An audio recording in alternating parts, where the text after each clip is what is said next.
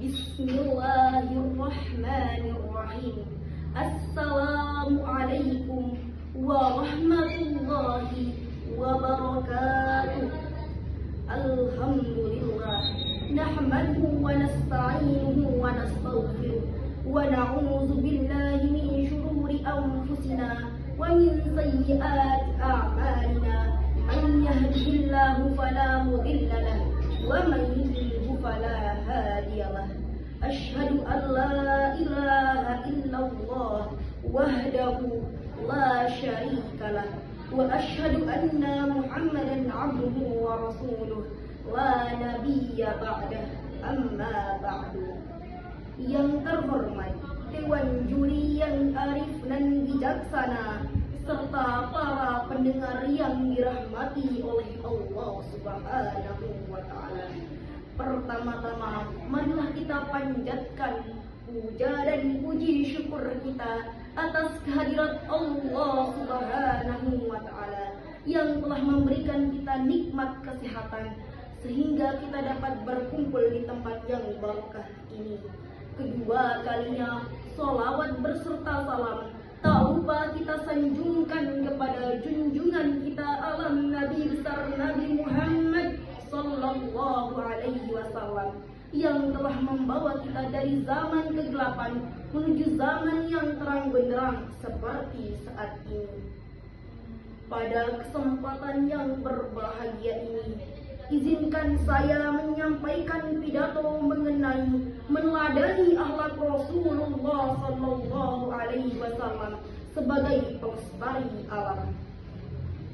Alam ini bukan sekedar tempat tinggal, tetapi amanah dari Allah yang harus kita rawat dengan cinta dan iman.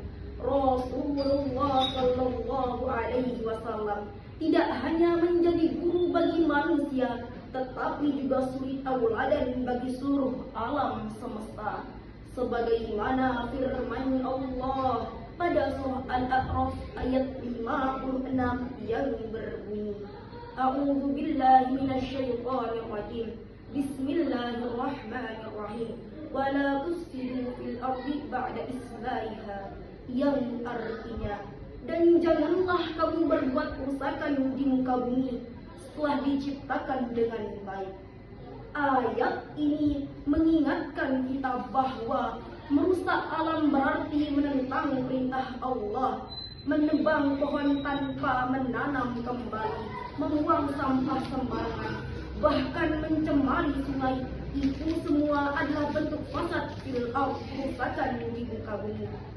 Para pendengar yang dirahmati oleh Allah Subhanahu wa Ta'ala, Rasulullah sallallahu alaihi wasallam adalah contoh nyata pelestari alam. Beliau bersabda, barang siapa yang menanam pohon lalu dimakan oleh manusia, binatang atau burung, itu akan menjadi sedekah baginya. Subhanallah, menanam satu pohon saja pahalanya mengalir terus. Ini bukti bahwa Islam mengajarkan ekonomi sumber daya jauh sebelum istilah ekologi dikenal banyak masyarakat modern. Imam Al-Ghazali juga pernah berkata bahwa dunia ini adalah ladang akhirat. Barang siapa yang menanam kebaikan di dunia, maka ia akan memetiknya di akhirat kelak. Para pendengar yang dirahmati oleh Allah Subhanahu wa Ta'ala, wahai generasi pemuda muslim yang sejati, kita bukan hanya penerus bumi, tetapi penjaganya. Buatlah proyek ramah lingkungan di sekolah maupun pondok pesantren. Daur ulang sampah menjadi sebuah karya atau menanam pohon setiap hari Jumat.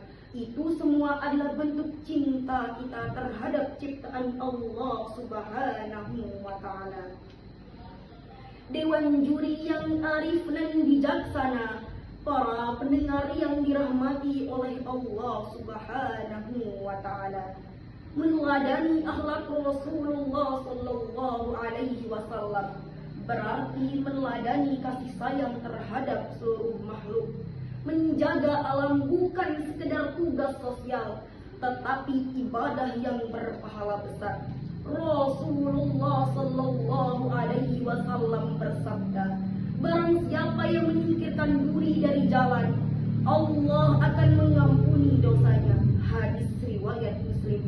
Maka bayangkan hadirin, jika hanya menyingkirkan duri saja berpahala, bagaimana dengan mereka yang membersihkan sungai, menanam pohon, atau menjaga laut dari sampah? Itulah generasi beriman yang sejati, yang beramal untuk bumi, berjuang untuk langit, dan berbakti untuk akhirat. Mari kita jadikan akhlak Rasulullah Sallallahu Alaihi Wasallam sebagai kompas ekologi dalam kehidupan modern. Generasi yang beriman, berakhlak, dan peduli bumi adalah cerminan Islam yang sejati. Mari kita jadikan bumi ini, mari kita jaga bumi ini, karena bumi ini bukan warisan dari nenek moyang, tetapi titipan dari Allah yang harus kita rawat untuk masa depan kita kelak. Cukup sekian pidato mengenai meneladani akhlak Rasulullah Sallallahu Alaihi Wasallam sebagai pelestari alam yang dapat saya sampaikan. Kurang dan lebihnya mohon dimaafkan. Saya akhiri dengan ucapan wassalamualaikum warahmatullahi wabarakatuh.